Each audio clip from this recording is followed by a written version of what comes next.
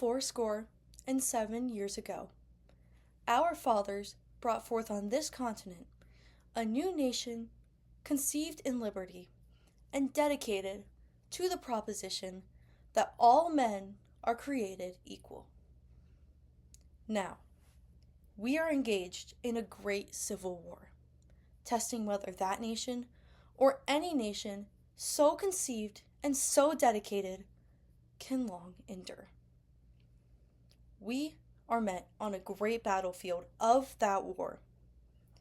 We have come to dedicate a portion of that field as a final resting place for those who here gave their lives that that nation might live.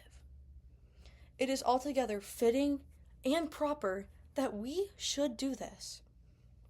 But, in a large sense, we cannot dedicate, we cannot consecrate, we cannot hallow this ground.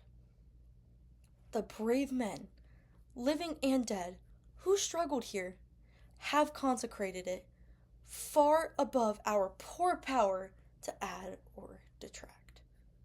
The world will little note nor long remember what we say here, but it can never forget what they did here. It is for us, the living rather, to be dedicated here to the unfinished work which they who fought here have thus far so nobly advanced. It is rather for us to be here, dedicated to the great task remaining before us, that from these honored dead we take increased devotion to that cause for which they gave the last full measure of devotion.